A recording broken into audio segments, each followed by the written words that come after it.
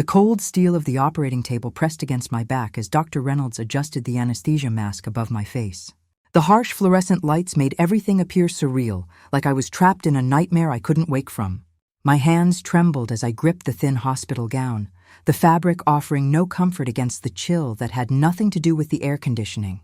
"Mrs. Harrison, try to relax," Dr. Reynolds said, his voice professionally calm.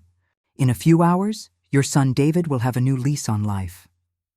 I closed my eyes, trying to find peace in his words, but my mind kept circling back to what I'd overheard just minutes before they wheeled me into this sterile room. The conversation had been muffled through the pre-op curtain, but certain phrases had cut through the medical chatter like shards of glass. "Divide the inheritance between the true sons, both of them deserve their share, and most chilling of all, once she's under, we can move forward with the plan." My eyes snapped open as the mask descended toward my face. "Wait!" I gasped, my hand shooting up to stop Dr. Reynolds. "I need to ask you something." The surgeon paused, his brow furrowing with concern. "What is it, Mrs. Harrison? Are you experiencing any pain or discomfort?"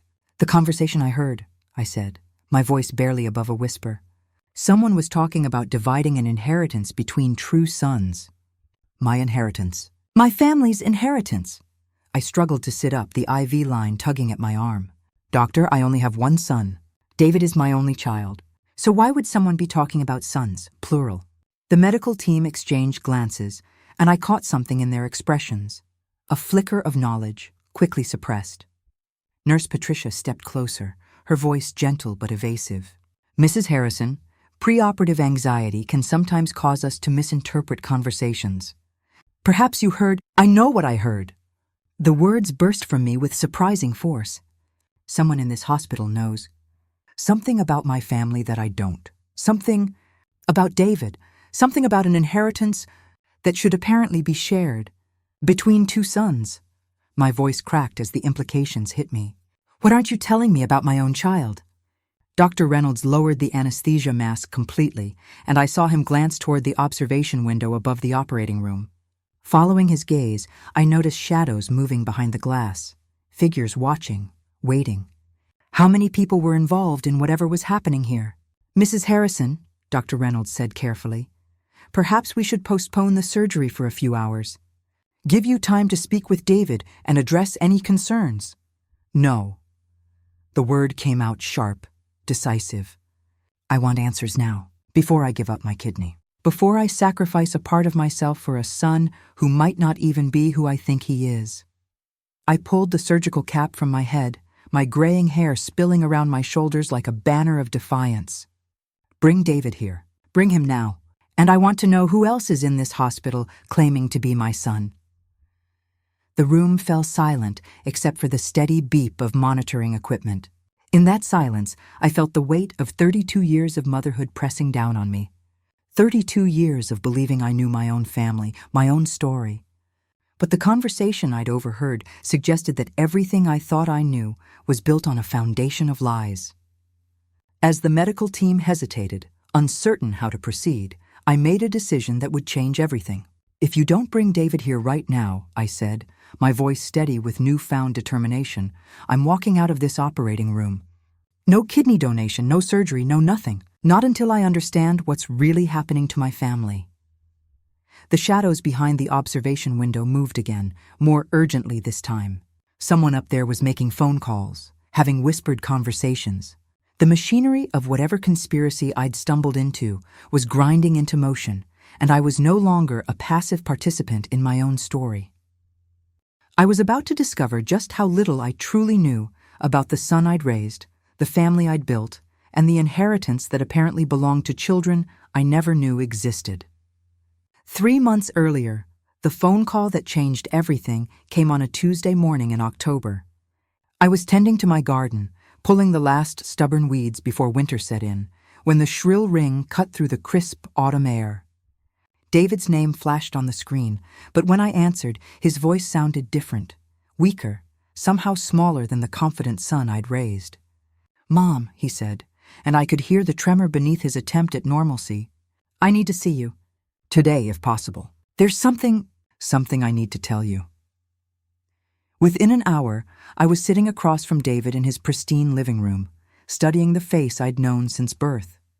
At 32, he still had the same dark eyes that had looked up at me from his crib, the same stubborn jawline that had gotten him into trouble as a teenager. But now there were shadows under those eyes, a pallor to his skin that made my maternal instincts scream warnings. "The doctors ran some tests," he began, his hands clasped tightly in his lap. "My kidneys they're failing, Mom. Both of them. Some kind of genetic condition that's been dormant until now." He looked up at me with those familiar eyes, now filled with fear. "They say I need a transplant soon, or—" He didn't need to finish the sentence. I reached across the coffee table and took his hands in mine, feeling how cold they were despite the warm October day streaming through his windows. "We'll figure this out," I said immediately. "We'll get you on the transplant list, find donors, do whatever it takes." "That's just it, Mom." David's voice was barely above a whisper. "The waiting list is years long, and with my blood type, my specific genetic markers, they said family donors would be the best option, the most compatible." He squeezed my hands, and I saw tears gathering in his eyes. "You're all I have. Dad's been gone for 10 years, no siblings, no aunts or uncles who could help." That's when the first seed of doubt should have been planted. I'd always told David he was my miracle baby, that after years of trying, he was the one child God had blessed me with. But looking back now, I realize how carefully he'd steered the conversation away from family history, how he'd always deflected questions about wanting siblings when he was younger. "Of course I'll be tested," I said without hesitation. "If I'm a match, you'll have my kidney. Whatever you need." The relief that flooded David's face was so genuine, so profound, that it erased any fleeting doubts I might have had. This was my son, my boy, and he was scared. Nothing else mattered. Over the following weeks, David's condition seemed to deteriorate rapidly. He grew thinner, more fragile, spending most days in bed or at the hospital for treatments. I threw myself into caring for him, cooking his favorite meals, driving him to appointments, researching everything I could about kidney disease and transplant procedures.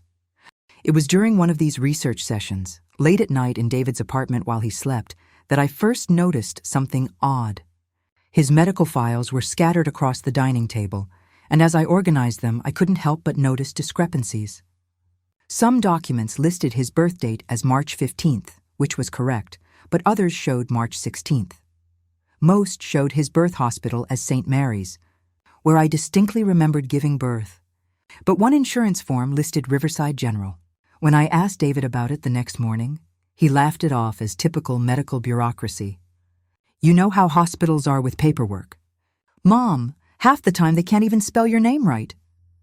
But I caught something in his expression. A quick glance away, a tightness around his eyes that reminded me of when he was 7 and had broken my favorite vase.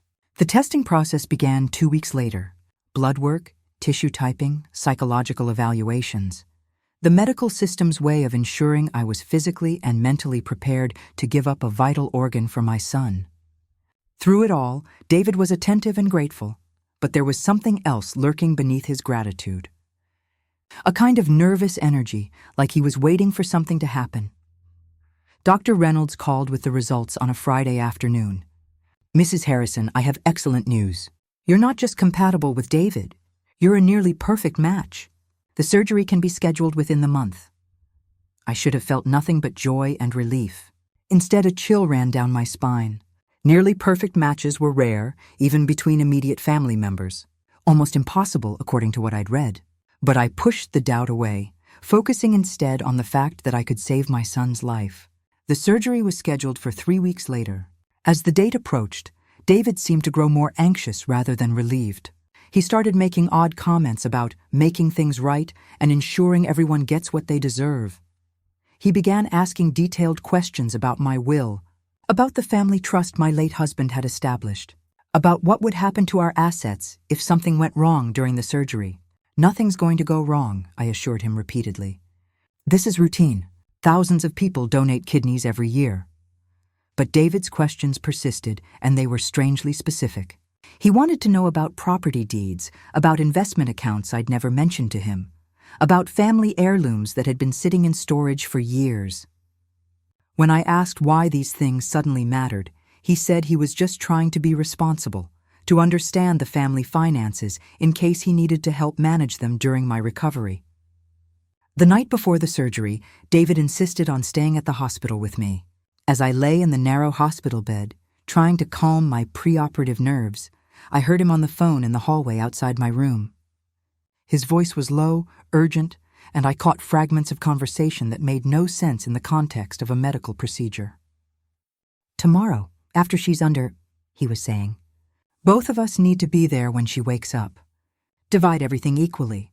He deserves to know the truth about his birthright." I told myself I was mishearing things, that anxiety was making me paranoid. But as I drifted off to sleep that night, one question kept circling through my mind. Who was the he David was talking about, and what birthright did this mysterious person deserve? I was about to find out that the son I'd raised for 32 years had been keeping secrets that would shatter everything I thought I knew about my own family. 2 weeks before the surgery, the pressure began subtly, like water seeping through a crack in a dam.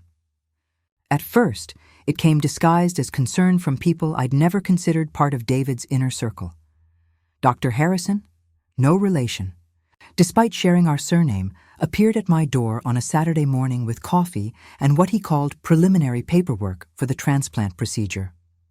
"Mrs. Harrison," he said, settling into my kitchen chair with a familiarity that made me uncomfortable. "I wanted to discuss the importance of moving forward with this surgery as quickly as possible. David's condition is more precarious than he's been letting on." I studied this man, who claimed to be part of David's medical team, but whom I'd never seen at any of our hospital visits. He was younger than Dr. Reynolds, with perfectly styled hair and expensive clothes that seemed odd for someone who supposedly spent his days in scrubs. "I'm sorry," I said carefully, "but I don't recall meeting you before. Are you part of Dr. Reynolds' team?" Dr. Harrison's smile never wavered, but something flickered behind his eyes. "I'm a specialist consultant, genetic compatibility expert. I've been reviewing David's case files and your test results." He pulled out a manila folder thick with documents. "The genetic markers are remarkable, really. Almost as if you were designed to be his donor." The phrase made my skin crawl. Designed suggested intention, planning. But I pushed the discomfort aside and focused on the medical jargon he was spouting. Complex terminology about tissue compatibility and rejection rates that made my head spin. "The important thing," Dr. Harrison continued, "is that we don't delay. These windows of optimal compatibility can shift. Waiting even a few more weeks could compromise the success rate significantly." After he left, I called Dr. Reynolds' office to verify this new doctor's credentials. The receptionist put me on hold for nearly 10 minutes before returning with a vague confirmation that, yes, we do consult with genetic specialists on complex cases. That afternoon, David arrived with his own sense of urgency. He seemed different, more animated than he'd been in weeks, despite supposedly being gravely ill. His color was better, his energy higher, and he kept checking his phone as if waiting for important news. "Mom, I've been thinking about what happens after the surgery," he said, pacing around my living room instead of resting like someone with failing kidneys should be doing. "About the recovery time, the follow-up care. I think it would be better if I stayed here with you instead of you coming to my place." "Of course, sweetheart. Whatever makes you comfortable. And I've been looking into some financial arrangements, power of attorney documents, just in case there are complications." He pulled out a stack of legal papers. Nothing major, just standard precautionary measures. I flipped through the documents, my unease growing with each page. These weren't simple medical power of attorney forms. They included provisions for property transfers, investment account access, and something called beneficiary redistribution clauses that I didn't understand. "David, this seems excessive for a routine surgery." "Mom, kidney transplants aren't routine. There are always risks." His voice took on an edge I'd never heard before. "I just want to make sure that if something happens to you, everything is handled properly. That everyone who deserves a share gets their fair inheritance." There was that word again. Everyone. But we were a family of 2. Had been since his father died. "What do you mean, everyone?" I asked directly. David's response was too quick, too rehearsed. "I just meant making sure the estate is properly managed. that distant relatives don't come forward later making claims. You know how these things can get complicated. But we didn't have distant relatives. David knew this as well as I did.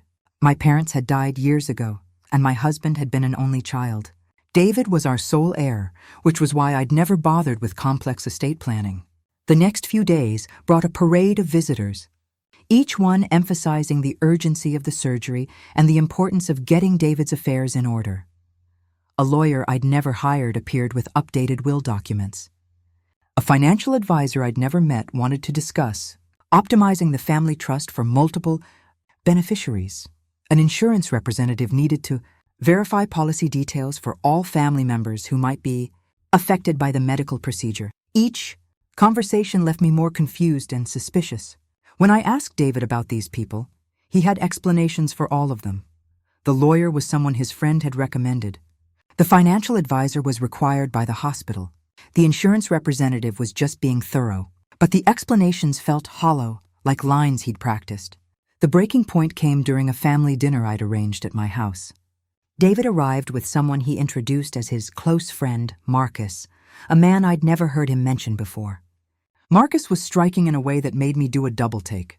He had David's height, David's dark hair, even similar facial features. If I didn't know better, I might have thought they were brothers. Marcus has been incredibly supportive during this difficult time, David said, his arm around his friend's shoulders. He's actually the one who convinced me to be brave enough to ask you for the kidney donation. Marcus smiled at me with warmth that felt genuine, unlike the calculated pleasantries of David's other recent associates. Mrs. Harrison, David talks about you constantly. How lucky he is to have such a devoted mother, how much you've sacrificed for him over the years. But as the evening progressed, I noticed things that didn't add up. Marcus knew details about David's childhood that seemed impossible for a casual friend to know. He remembered stories about David's first day of school, his broken arm when he was 9, even the names of childhood pets. When I mentioned this, David laughed it off, saying he'd shared a lot of family stories with Marcus.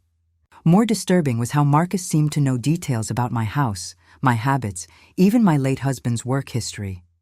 When I asked how long they'd been friends, David said a few months, but Marcus corrected him, saying, "Actually, it feels like we've known each other our whole lives." After Marcus left, I confronted David directly. "There's something you're not telling me about him, and about this whole situation. These people who keep showing up, these documents, these urgent timelines, none of it feels right." David's mask slipped for just a moment. I saw something in his expression, guilt maybe, or fear. But then he rallied, taking my hands in his as he had that first day when he told me about his diagnosis. "Mom, I know this is overwhelming. I know there are a lot of moving pieces. But you have to trust me. Everything I'm doing is to protect our family, to make sure that when this is all over, justice is served and everyone gets what they rightfully deserve." "What justice?" I pressed. "What do you mean by everyone?" But David was already retreating, both physically and emotionally. "You'll understand soon enough. After the surgery, when everything comes together, it will all make sense." That night, alone in my house, I made a decision.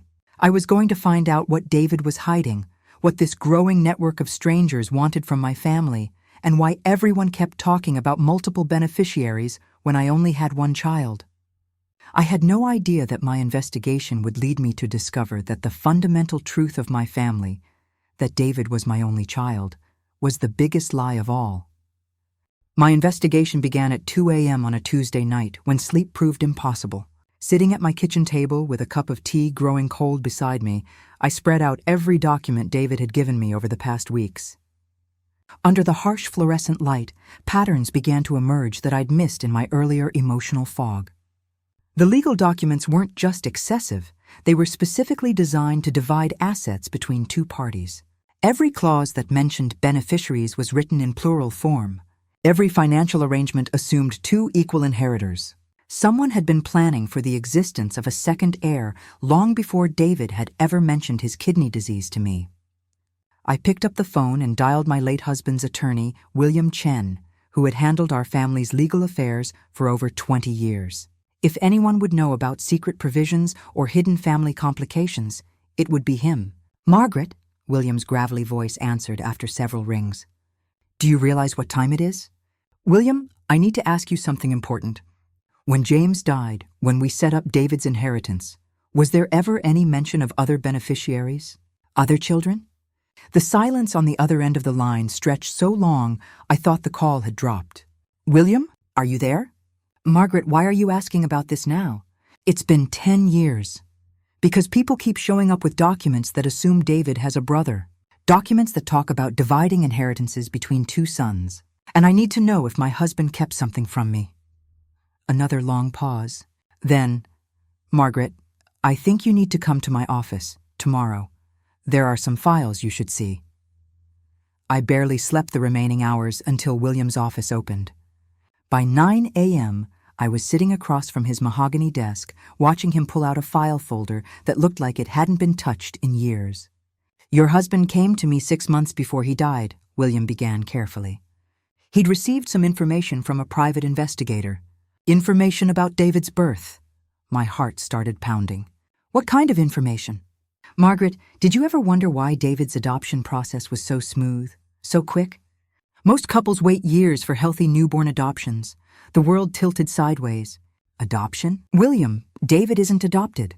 I gave birth to him. I was in labor for 18 hours at St. Mary's Hospital." William opened the file and slid a photograph across the desk. It showed me in a hospital bed, but I was holding 2 babies. 2 identical newborn boys.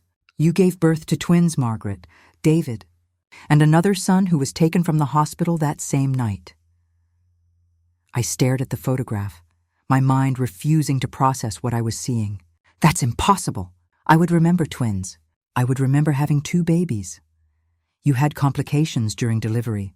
Severe blood loss, emergency procedures. You were unconscious for nearly 24 hours after the birth." William pulled out more documents, hospital records, birth certificates, legal papers I'd never seen before. "When you woke up, they told you that you'd had 1 healthy son. The second baby had supposedly not survived. But why?" The question came out as a whisper. "Why would someone take my child and lie to me about it?" William's expression was grim. "Your husband's family had debts. Serious debts to some very powerful people.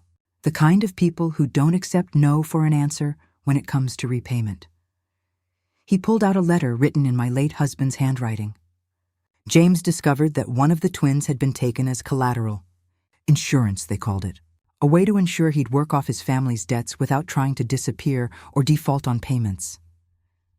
I read James's letter with shaking hands. In it, he detailed how he'd spent years looking for our stolen son, how he'd finally traced him to a wealthy family named the Ashfords who had adopted him through illegal channels, how he'd been planning to reveal everything to me and reclaim our child when his heart attack struck. "James hired the private investigator to continue the search," William continued. "But after he died, you were so grief-stricken, and David needed so much care and attention. I thought it might be kinder to let sleeping dogs lie." "Kinder?" I stood up abruptly, knocking over my chair. "You thought it was kinder to let me believe my son was dead? To let his twin brother grow up stolen from his family? Margaret, the Ashfords are powerful people. They've raised that boy as their own for 32 years. They've given him their name, their wealth, their social connections. What good would it have done to disrupt all of that?" But I was already thinking about Marcus, about his uncanny resemblance to David, about his impossible knowledge of our family history. "William, what was the name of the family that took my son? What did they call him?" William consulted the file. "Marcus. Marcus Ashford." The room spun around me. David's close friend wasn't a friend at all. He was the brother who'd been stolen from me 32 years ago, which meant that David knew, had known all along. I drove home in a daze, my mind reeling with questions. How long had David known about Marcus? How had they found each other?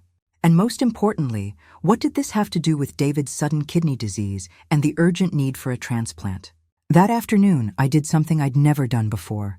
I searched David's apartment while he was at the hospital for treatment. Using the spare key he'd given me for emergencies, I let myself in and methodically went through his belongings. What I found in his desk drawer made my blood run cold. Medical records showing that David's kidneys were perfectly healthy. Laboratory reports indicating no signs of genetic kidney disease. And most damning of all, a series of emails between David and someone named M.A., Marcus Ashford. The emails told the whole story. Marcus had hired a private investigator of his own years ago, discovering not only his true parentage, but also the fact that he had a twin brother living with his birth mother.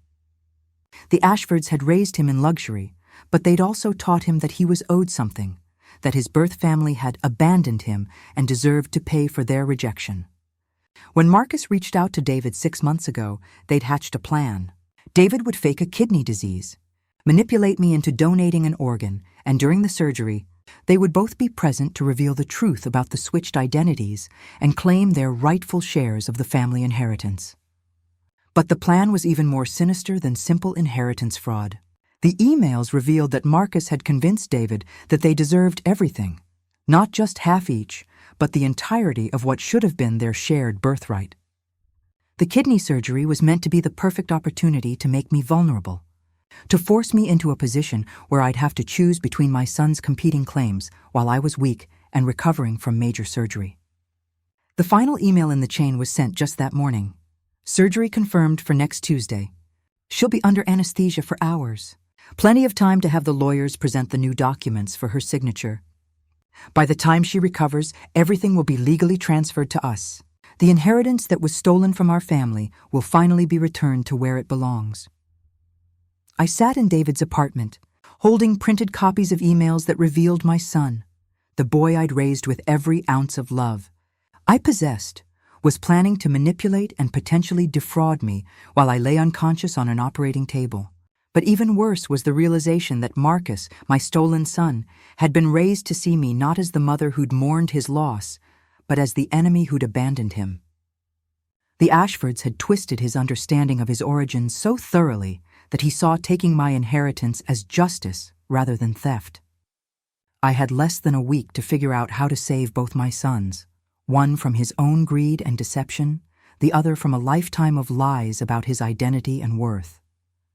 And I had to do it before I went under anesthesia in a surgery that was never medically necessary in the first place. I spent 3 sleepless nights staring at the ceiling of my bedroom, the weight of truth pressing down on my chest like a physical force.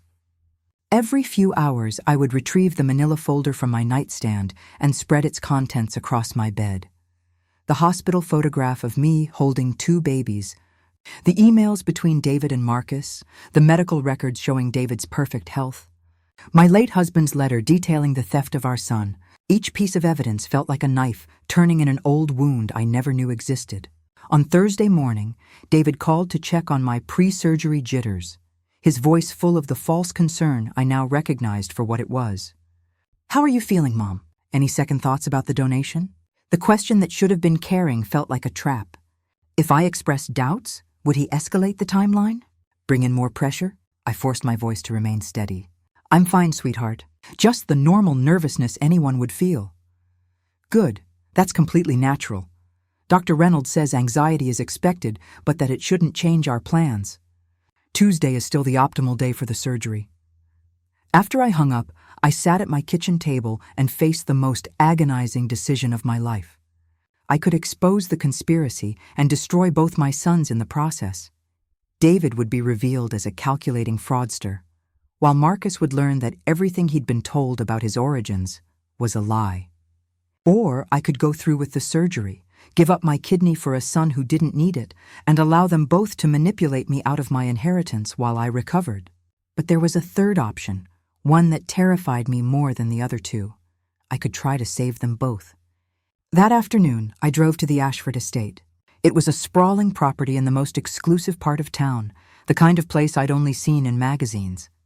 As I stood at the gates, looking up at the mansion where my stolen son had been raised, I felt a complex mixture of rage and heartbreak. The woman who answered the door was clearly Marcus's adoptive mother, Eleanor Ashford, impeccably dressed and radiating the kind of confidence that comes from generations of wealth. Her expression shifted from polite inquiry to cold recognition as I introduced myself. "Mrs. Harrison," she said, not inviting me in. "I wondered when you might appear. So you know who I am. You know what you did." Eleanor's composure never wavered. "What we did was save a child from poverty and give him opportunities you never could have provided." Marcus has had the finest education, the best connections, a trust fund that will set him up for life. What exactly have we taken from him? His real family, his identity, the truth about where he comes from. The truth? Eleanor laughed, a sound like crystal breaking. The truth is that his biological father was a gambling addict who owed dangerous people more money than he could ever repay. The truth is that you were so overwhelmed with one baby that you couldn't have handled two. We did Marcus a favor by removing him from that situation. You stole my child! We rescued him! There's a difference, Eleanor's voice hardened. And now, 32 years later, he's decided he wants to claim his birthright from a family that never even looked for him. Do you know how that makes him feel? How abandoned he's felt his entire life, knowing his birth mother never tried to find him. The words hit me like physical blows. I thought he was dead. The hospital told me my second baby died. For the first time, uncertainty flickered across Eleanor's face. What? They told me there was only one baby, that the other one didn't survive. I mourned my lost child for 32 years, never knowing he was alive and being raised to hate me. Eleanor stepped back, and I saw something crack in her perfect composure. That's not what we were told. We were told you couldn't afford 2 children, that you'd made the difficult decision to give one up for adoption. You were lied to, Mrs. Ashford, just like I was. Just like Marcus has been. I pulled out the photograph from my purse, the one showing me holding both babies. Look at my face in this picture. Does that look like a woman who's willingly giving up her child? Eleanor stared at the photograph for a long moment. When she looked up, her eyes were different, vulnerable in a way I hadn't expected. Marcus doesn't know about this conversation, she said quietly. He's believed for years that you rejected him, that you chose to keep David and throw him away. And now he and David are planning to steal my inheritance while I'm unconscious on an operating table, thinking they're getting justice for an abandonment that never happened. Eleanor sank into a chair in her foyer, looking older than she had moments before. The surgery isn't real? David's perfectly healthy.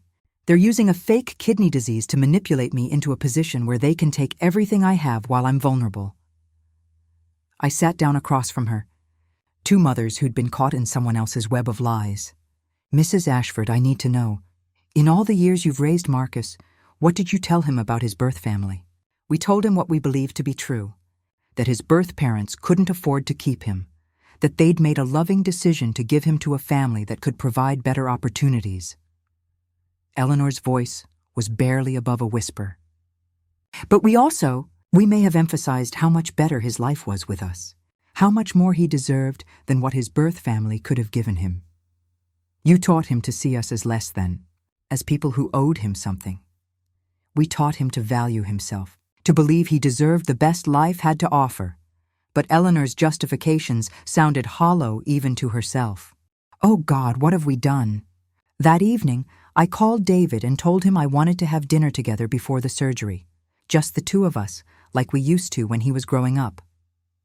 He agreed, suggesting his favorite restaurant, the same place we'd gone to celebrate his college graduation, his first job, every milestone of his life that I'd been proud to share.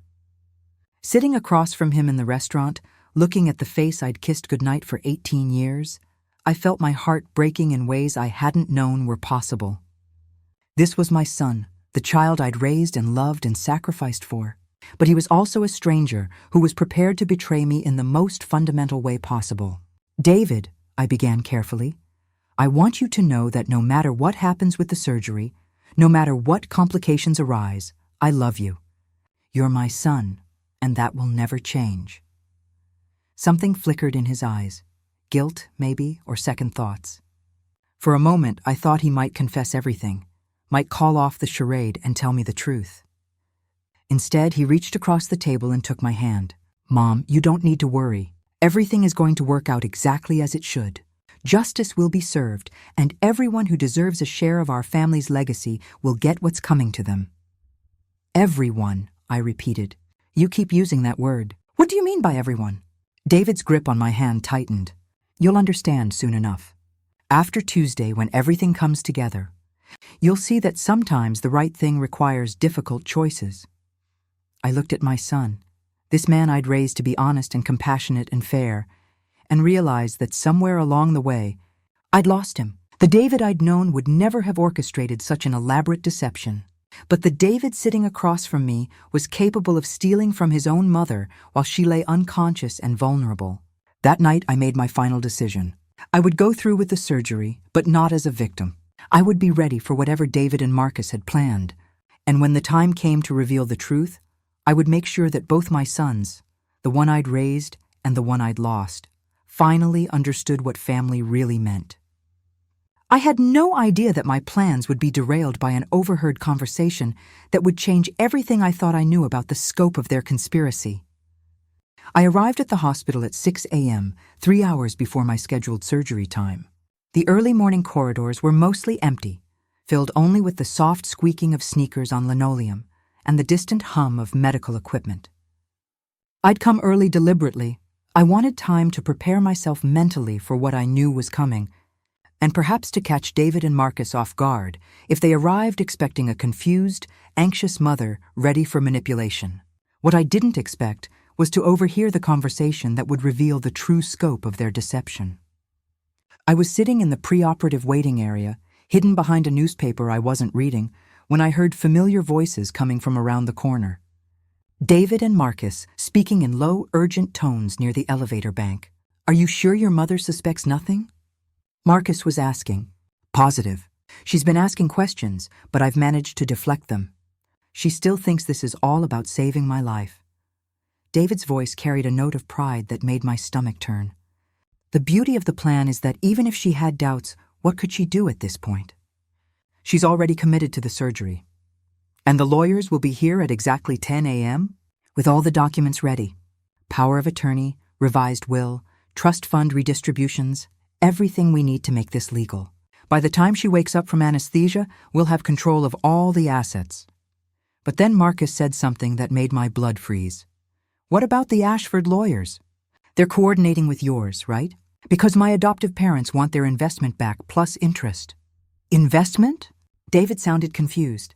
"The money they paid for me 32 years ago. The ongoing payments they've made to keep certain people quiet about the illegal adoption. They're treating this as a business transaction. They invested in raising me, and now they want returns on that investment." I heard David's sharp intake of breath. "Marcus, you never mentioned ongoing payments. What people needed to be kept quiet? Hospital staff who falsified records. The people who took me from the nursery. The officials who created fake death certificates. Do you think an operation like that was free?" Marcus's voice had turned cold, businesslike. "The Ashfords have been paying hush money for 3 decades. They see your mother's inheritance as compensation for their expenses. But we agreed the money would be split between us," David said, and I heard panic creeping into his voice. 50-50 brothers, claiming their rightful inheritance." Marcus laughed, but it wasn't a kind sound. "David, you're so naive. This was never about brothers sharing an inheritance. This was about the Ashfords recovering their investment and me finally getting what I'm owed for 32 years of believing I was unwanted." "What do you mean?" "I mean the plan has evolved since we first started talking. The lawyers aren't here to split anything with you. They're here to transfer everything to me, as compensation for a lifetime of abandonment trauma and as repayment to the family that raised me when my birth family rejected me." The silence that followed was deafening. Finally, David spoke, his voice barely above a whisper. "You're planning to take everything? Leave me with nothing?" "You've had her love for 32 years, Marcus replied coldly. "You've had a mother who tucked you in at night, who celebrated your birthdays, who would literally give you her organs. You've had 32 years of what should have been mine. I'd say that makes us even." "Marcus, this isn't what we agreed to. I trusted you. I thought we were in this together. We are in this together, until 10 a.m. After that, you'll finally understand what it feels like to be the son who gets nothing." I heard footsteps moving away, then David's voice calling after Marcus. "Wait, we need to talk about this. This isn't just about money. This is about our mother. She doesn't deserve what you're planning to do to her." But Marcus was already gone, and I was left sitting behind my newspaper, trying to process what I'd just learned. Not only was David planning to defraud me, but Marcus was planning to betray David as well. The Ashfords weren't just interested in getting their investment back. They wanted everything, using Marcus as their instrument of revenge against the family they believed had abandoned him. At 7:30 a.m., my phone buzzed with a text from David. "Mom, running a few minutes late. See you before they take you back to surgery. Love you." 15 minutes later, another text, this time from a number I didn't recognize. "Mrs. Harrison, this is Marcus. I wanted to thank you in advance for what you're doing today. It means everything to me. Both your sons appreciate your sacrifice." The casual cruelty of that message, referring to himself as my son while planning to destroy me, was breathtaking. But it also gave me an idea. At 8 a.m., I asked to speak with Dr. Reynolds privately. When he arrived, looking concerned about my request for a last-minute consultation, I made a decision that I knew would change everything. "Doctor, I need to ask you something, and I need you to answer honestly. Is there any medical reason why this surgery needs to happen today?" Dr. Reynolds frowned. "Mrs. Harrison, we've discussed this. David's condition is serious. While it's not immediately life-threatening, the sooner we perform the transplant, the better his long-term prognosis. But he could survive without it. For weeks or months? Well, yes, with proper medical management, but then I want to postpone the surgery. Mrs. Harrison, I don't understand. You've been committed to this procedure for weeks. David is counting on you." "That's exactly the problem, doctor. David is counting on something that isn't what it appears to be." I pulled out my phone and showed him the text Marcus had sent. "This is from someone claiming to be my second son. Someone I've never mentioned to you or anyone else on your medical team. Can you explain to me how a stranger has detailed knowledge of today's surgical schedule?" "Doctor." Reynolds stared at the phone, his expression shifting from confusion to concern. "Mrs. Harrison, I don't understand what you're suggesting." "I'm suggesting that this surgery isn't just about saving David's life. There are other people involved, other agendas at play, and I need time to sort out what's really happening before I give up an organ. Mrs. Harrison, if you're having doubts about the procedure, we can arrange for counseling. But postponing at this point would be very disruptive to David's treatment plan." "Doctor, I'm not asking you to cancel permanently. I'm asking you to give me 24 hours to verify that my son actually needs this kidney and that I'm not being manipulated into a medical procedure for non-medical reasons." Dr. Reynolds was quiet for a long moment. Then he said something that chilled me to the bone. "Mrs. Harrison, I should mention that we've had some unusual requests regarding your procedure. Several people have asked to be notified the moment you go under anesthesia. Legal representatives, family members I'd never heard you mention before.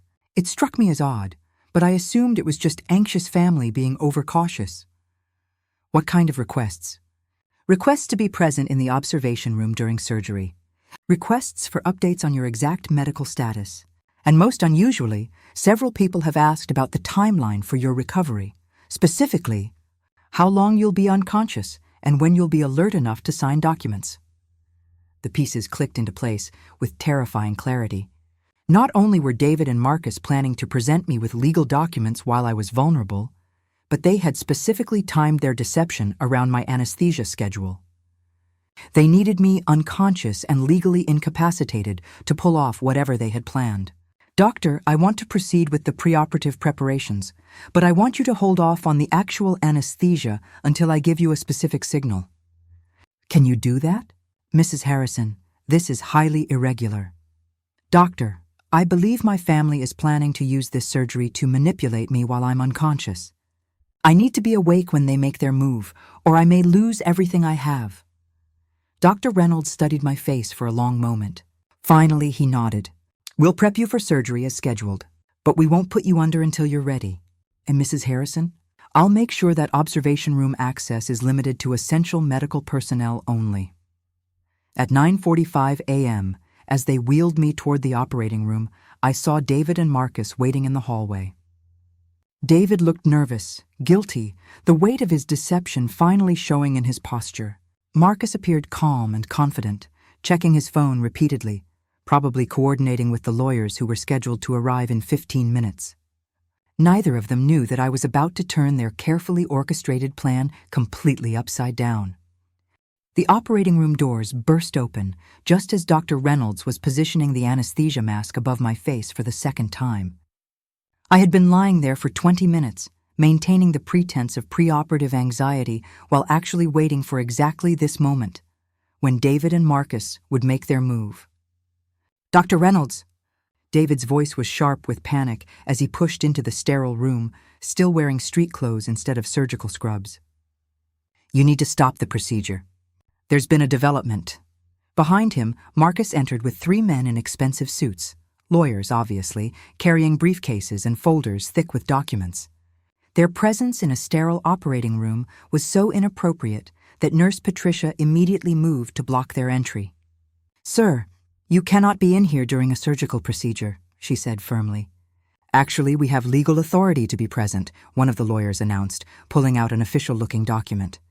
"Mrs. Harrison is about to undergo a procedure that may affect her mental capacity temporarily. We're here to ensure her legal affairs are properly managed during her recovery period." Dr. Reynolds lowered the anesthesia mask and looked at me with concern. "Mrs. Harrison, did you authorize these people to be present during your surgery?" I sat up slowly on the operating table, pulling off the surgical cap for the second time that day. "No, doctor, I did not. In fact, I specifically asked you to limit observation room access to essential medical personnel only." David stepped forward, his face a mask of forced concern. "Mom, these are just precautionary measures. Legal protections in case something goes wrong during the surgery." "What could go wrong, David?" I asked, my voice steady despite the adrenaline coursing through my veins. "This is supposed to be a routine kidney transplant to save your life. What legal protections could I possibly need for that?" Marcus moved closer to the operating table, and seeing him up close in the harsh surgical lighting, the resemblance to David was even more striking. They could have been identical twins separated at birth, which of course they were. "Mrs. Harrison," Marcus said, his voice carrying a tone of practiced sympathy, "I know this situation is overwhelming. Learning about my existence? Understanding the family dynamics you weren't aware of. It's a lot to process while you're already stressed about surgery." "Learning about your existence," I repeated slowly. "Marcus, how long have you known that I existed?" The question seemed to catch him off guard. He glanced at David, then at the lawyers before answering. "I've known for about 6 months, when I hired investigators to trace my birth family." "And in those 6 months, did you ever consider simply contacting me? Introducing yourself as my son? Having a conversation about your origins without involving lawyers and fake medical emergencies?" David interrupted before Marcus could answer. "Mom, we're doing this the right way. Making sure everyone gets their fair share, that there's no confusion about family assets or inheritance rights." "Everyone," I said, swinging my legs over the side of the operating table and standing up. "There's that word again. David, how many people are we talking about when you say everyone?" The room fell silent, except for the steady beeping of medical equipment. Dr. Reynolds gestured for his team to step back, sensing that this had moved far beyond a medical situation. "Well," I pressed, "how many children do you think I have?" "2, David said quietly. "You have 2 sons. And you," I turned to Marcus, "how many children do you believe I have?" "2, he replied, but with less certainty than David. I walked over to my purse, which was sitting on a chair near the observation window, and pulled out the manila folder that had become my constant companion over the past week. "Gentlemen, lawyers, medical staff, I'd like to share some information with all of you." I opened the folder and held up the hospital photograph showing me holding 2 babies. This picture was taken 32 years ago, the day I gave birth to twins. David and Marcus, my 2 sons. Marcus stepped forward, staring at the photograph. That's me? That's both of you. 2 identical boys, born 3 minutes apart." I looked directly at Marcus. "You were not abandoned, Marcus. You were stolen from me while I was unconscious, recovering from complications during your birth. I was told you had died." The color drained from Marcus's face. "That's impossible. The Ashfords told me." "The Ashfords were lied to, just like I was. They believed they were adopting a child whose birth mother couldn't care for him. They didn't know they were receiving stolen goods." One of the lawyers stepped forward. "Mrs. Harrison, these are serious accusations.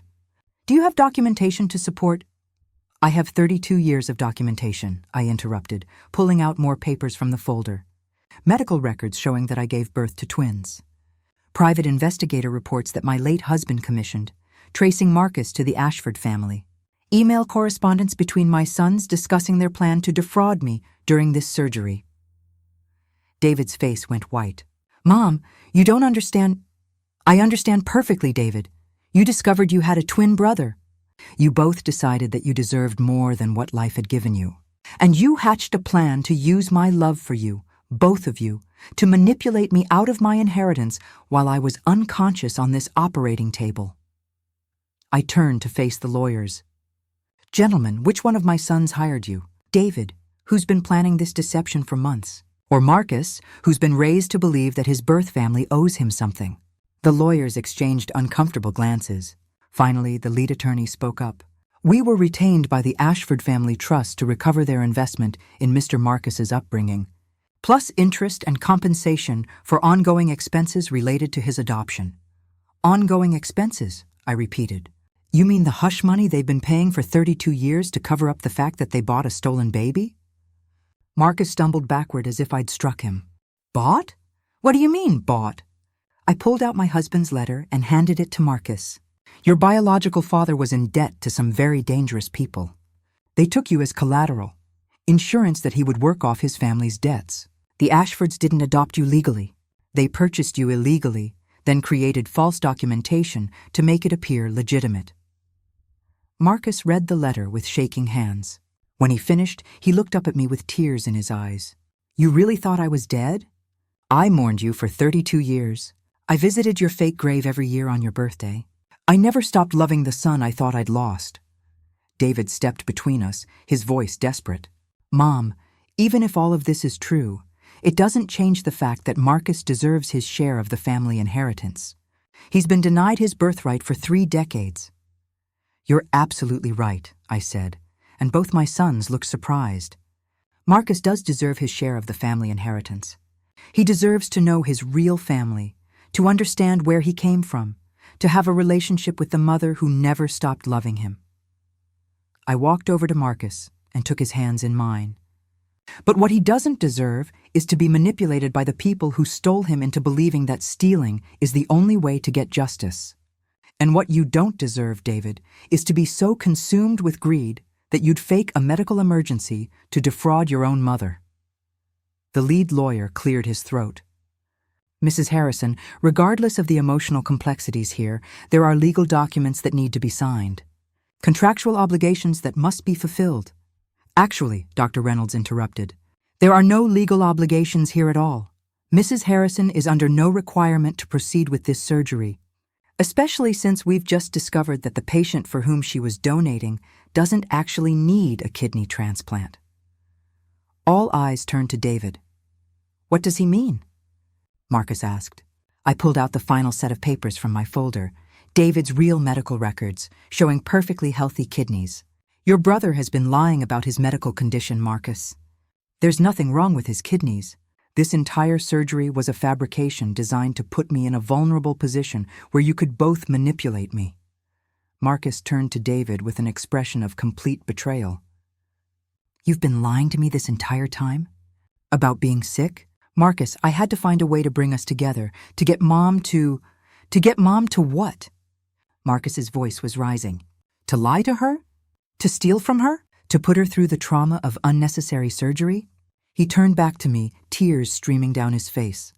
Mrs. Harrison, Mom, I'm so sorry. I believed they told me I was unwanted, that you had chosen to keep David and throw me away. I thought taking your money was justice. And now? I asked gently. Now I realize that the only justice I want is the chance to know my real family, to understand who I really am, where I really come from. He looked at David with disgust. I don't want any part of money that comes from hurting the mother I should have had all along. David looked around the room desperately, seeing his carefully constructed plan falling apart. This isn't how this was supposed to go. Marcus, we had an agreement.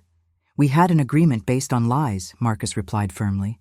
Based on you convincing me that our mother was someone who deserved to be punished. I won't be part of hurting her anymore. The lawyers, sensing that their legal strategy had collapsed, began packing up their documents. "Mr. Ashford, if you're withdrawing your cooperation, we'll need to discuss this with our clients." "Discuss whatever you need to discuss," Marcus said. "But I'm not signing anything that takes advantage of my mother." I felt a warmth spread through my chest that I hadn't experienced in years. After 32 years of separation, my stolen son was choosing family over money, love over revenge. But David wasn't finished. "Fine," he said, his voice turning cold and desperate. "If Marcus won't go through with this, I'll find another way. Mom, you're still having this surgery. I still need that kidney." "No, David," I said firmly. "I'm not having surgery to cure a disease you don't have. And I'm not giving you an organ so you can sell it to pay for whatever debts you've accumulated in pursuing this scheme. You can't just leave me with nothing." "I'm not leaving you with nothing. I'm giving you the same thing I'm giving Marcus, the chance to be part of a real family. The chance to build relationships based on honesty instead of manipulation." I looked at both my sons, these two identical men who had become so different through the circumstances of their upbringings.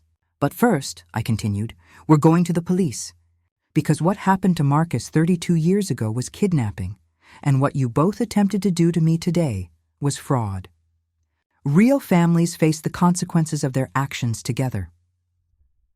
As hospital security escorted the lawyers out and Dr. Reynolds officially canceled the surgery, I stood between my two sons, one raised in luxury but taught to believe he was unwanted, the other raised in love but corrupted by greed, and realized that the hardest part of our journey was just beginning.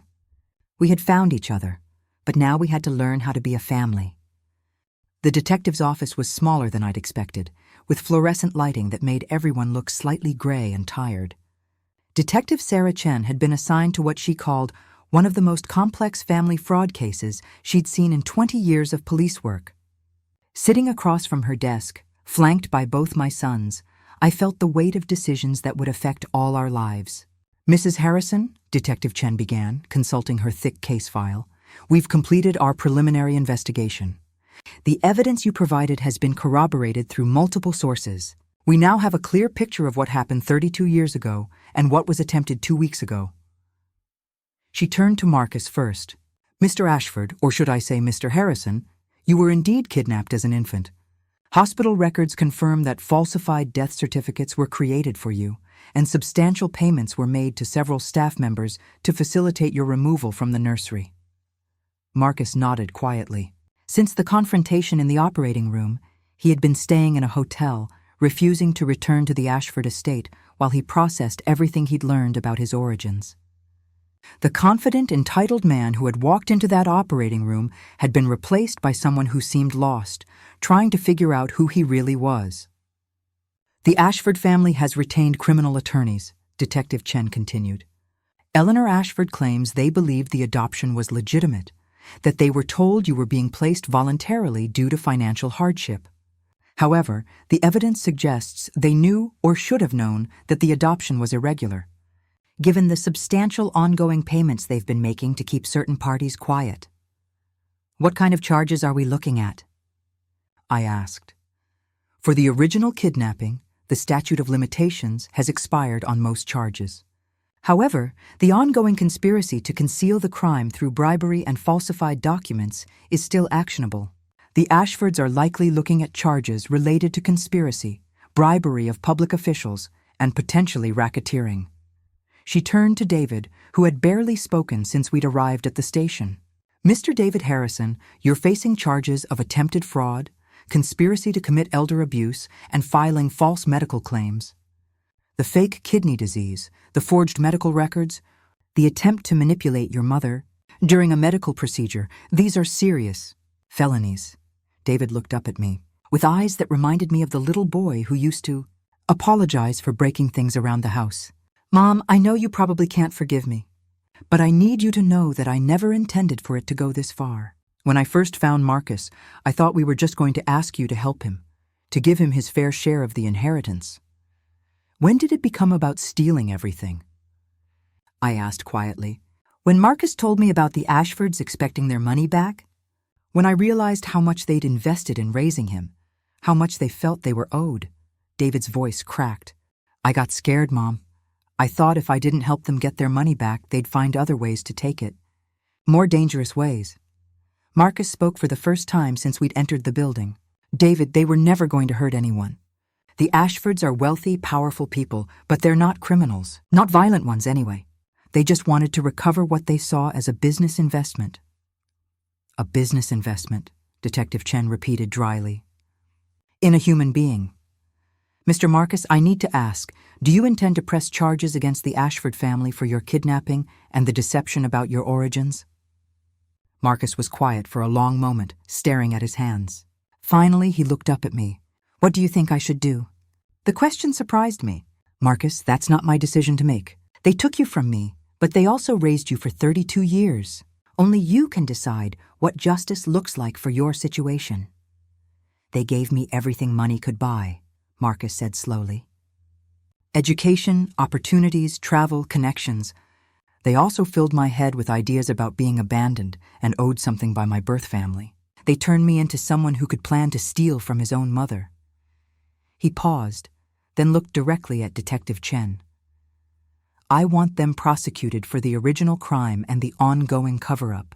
But I also want to make sure that any restitution goes to my real family to help repair the damage that's been done. Detective Chen made notes in her file. Mr. David Harrison, what about you? Are you prepared to cooperate with the prosecution? To testify about your role in this conspiracy? David nodded miserably. I'll tell you everything. About how Marcus and I met. About the plan we developed. About the Ashford lawyers and their demands. I want to make this right somehow. Making it right, Detective Chen said, is going to involve significant consequences for everyone involved. Mr. David, you're looking at potential jail time. Mr. Marcus, you're going to need to testify against the people who raised you. Mrs. Harrison, you're going to be the key witness in multiple criminal cases that will likely take years to resolve. I took a deep breath. Detective Chen, what happens if I don't want to press charges against David? Both my sons looked at me in surprise. Detective Chen frowned. Mrs. Harrison, this was a serious crime. Attempted fraud, elder abuse.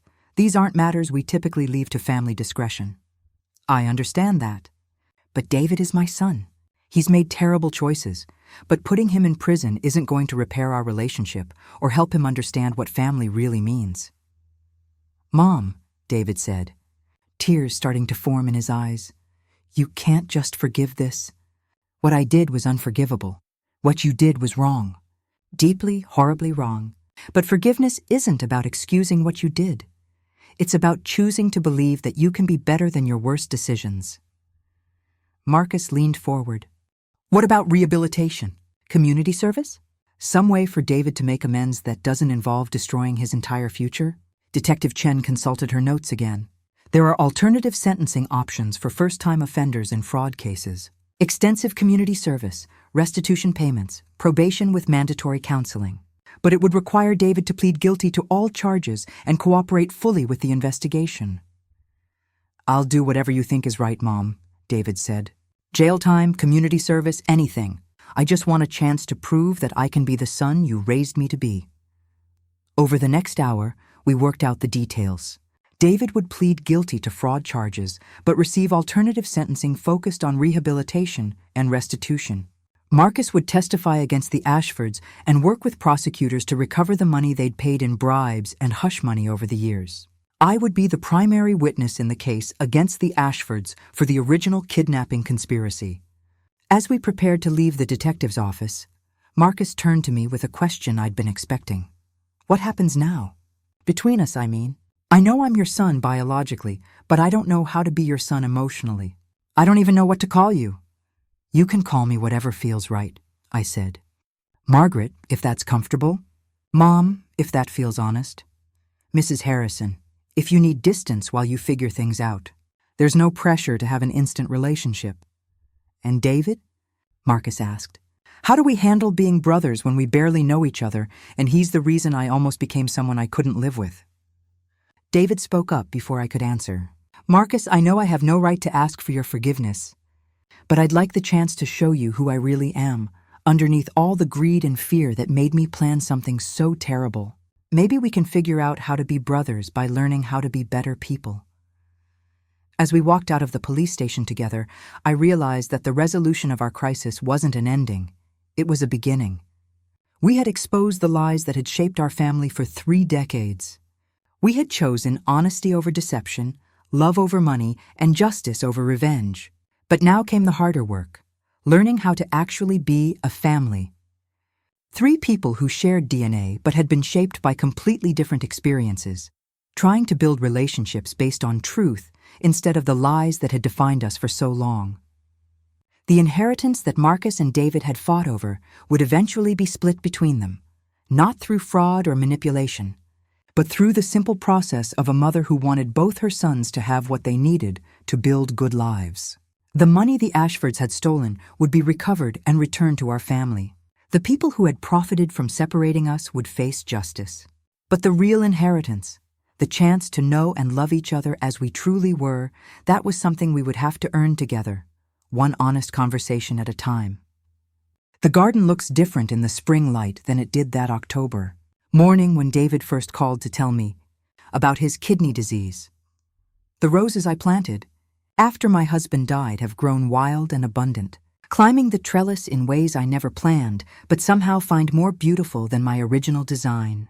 There's something fitting about that, how life rarely follows the patterns we try to impose on it, but sometimes creates something better than what we imagined. I'm sitting on the back porch with my morning coffee, watching David and Marcus work together to repair the fence that separates my property from the neighbors. It's Saturday morning ritual we've developed over the past 6 months. Family work time, we call it. Small projects that give us reason to be together without the pressure of forced conversation or the weight of our complicated history. Marcus still moves with the careful posture of someone who's not quite sure he belongs, but he's learning. Last month, he started calling me Mom instead of Margaret, and the first time he said it naturally, without thinking about it, I saw him realize what he'd done and smile. David heard it too, and instead of the jealousy I might have expected, I saw relief on his face. Relief that his brother was finally coming home. The legal proceedings concluded 2 months ago. Eleanor and Robert Ashford received suspended sentences and community service for their role in the kidnapping conspiracy, along with substantial financial penalties that will be paid as restitution to our family. The money doesn't undo 32 years of separation, but it will help Marcus establish his new life as the person he truly is, rather than the person he was shaped to be. David completed 800 hours of community service at a nonprofit that helps families reunite with missing children. He said it was the first work he'd ever done that felt meaningful, that made him understand what he'd almost destroyed. He's enrolled in classes now to become a social worker, wanting to help other families avoid the kind of lies and manipulation that nearly tore ours apart. The most difficult part of this year hasn't been the legal process, or the media attention, or even the financial complexities of unwinding decades of fraud. It's been learning how to trust each other, how to have conversations without wondering about hidden agendas, how to build traditions and shared experiences from nothing, when most families have decades of history to draw from. Marcus struggles with guilt about the life he lived, while believing his birth family had abandoned him. He was raised in luxury while I worked 2 jobs to support David. He had access to the best schools, European vacations, connections that opened doors, while David and I built our modest life through careful saving and sacrifice. The inequality feels wrong to both of them, but I've tried to help them understand that love isn't a finite resource that has to be divided equally. The experiences that shaped them, good and bad, made them who they are, and I love who they both became, even if the path was more complicated than I ever imagined. David struggles with his own kind of guilt, not just for what he tried to do to me, but for having 32 years of the mother-son relationship that Marcus was denied. He worries that every childhood memory he shares, every story about growing up in this house, is a reminder to Marcus of what was stolen from him. But slowly, Marcus has been helping David understand that the goal isn't to erase their different experiences, but to build new experiences together. Last week, Marcus found a box of baby clothes in the attic. Clothes I'd saved from when David was small, thinking someday I might have another child, or maybe grandchildren who could wear them. Among the tiny outfits, he found a blue sleeper with baby's first Christmas embroidered on the front. "You bought this for both of us, didn't you?" he asked, holding the small garment carefully. I bought 2 of everything that first Christmas, I admitted. The nurses told me that parents of twins often do that, even when one baby doesn't survive. A way of acknowledging the child who was lost. Marcus was quiet for a long moment, then asked, "Do you still have the other one?" I showed him the twin sleeper, carefully preserved in tissue paper for 32 years. We sat together in the attic, 2 adults holding infant clothes and crying for the lost time we couldn't recover. But then Marcus said something that gave me hope. Maybe we can't change the past, but we can make sure the future is different, better. That's become our family motto in a way. We can't change the past, but we can make the future better. The inheritance that started this whole crisis has been divided equally between my sons, as it should have been from the beginning. But more than that, they've inherited something more valuable. The knowledge that family isn't just about blood or legal documents or who gets what when someone dies. Family is about choosing to love each other despite mistakes and disappointments, about showing up for each other when it would be easier to walk away, about believing that people can change and grow and become better than they were. Marcus is dating now, a teacher he met through his volunteer work with literacy programs. She knows his story, knows about his complicated relationship with the family that raised him and the family he's still learning to belong to. When I met her last month, she told me that Marcus talks about me constantly, about how proud he is to be my son. It was the first time anyone had ever said they were proud to be related to me because of who I am rather than what I could give them. David is in therapy, working through the fear and insecurity that led him to believe that love was something he had to compete for, something that could be taken away if someone else deserved it more. He's learning that my love for Marcus doesn't diminish my love for him, that families can grow without anyone losing their place. Sometimes late at night, I wonder what would have happened if I hadn't overheard that conversation about dividing the inheritance between true sons. Would David and Marcus have gone through with their plan? Would I have woken up from unnecessary surgery to find my life savings transferred to accounts I'd never authorized? But then I remember something Marcus told me a few months ago. Even if the plan had worked perfectly, even if we'd gotten away with it, we still would have lost. Because we would have been people who stole from their mother. We would have had money, but we wouldn't have had a family. The truth is, we all would have lost. David would have lost his integrity. Marcus would have lost his chance to know his real family. And I would have lost both my sons, not to death or distance, but to the kind of moral corruption that destroys people from the inside. Instead, by choosing honesty over deception, justice over revenge, and love over money, we all won something more valuable than any inheritance. We won the chance to become the family we were always meant to be. My phone buzzes with a text from Marcus. "Mom, is it okay if I bring Sarah to Sunday dinner this week? I want her to try your pot roast." I smile as I type back, "Of course. Your brother is bringing his girlfriend too. We'll make it a real family dinner." As I watch my sons work together in the garden, arguing good-naturedly about the best way to anchor a fence post, I think about the conversation that started this whole journey. Someone talking about dividing the inheritance between the true sons. They were right about one thing. There are 2 true sons in this family. But they were wrong about everything else. The inheritance isn't something to be divided or fought over or stolen. It's something to be shared freely and completely, because that's what love does. The real inheritance, the one that matters, isn't money or property or legal documents. It's the knowledge that we belong to each other, not because we're perfect, but because we're family, because we choose each other, again and again, despite our flaws and mistakes and the complicated history that brought us together. I canceled the kidney donation that day, not just because I discovered it was unnecessary, but because I realized that the organ I was being asked to sacrifice wasn't the one my family needed. What we needed was heart, the courage to love each other honestly, the strength to face difficult truths, and the wisdom to build something new from the ruins of what had been broken. Now, as I watch my sons work side by side in the spring sunshine, I know that we succeeded. We didn't just survive the crisis that brought us together. We used it to become better people, a stronger family, and living proof that it's never too late for love to triumph over lies. The lost heir has finally come home, Both of them have.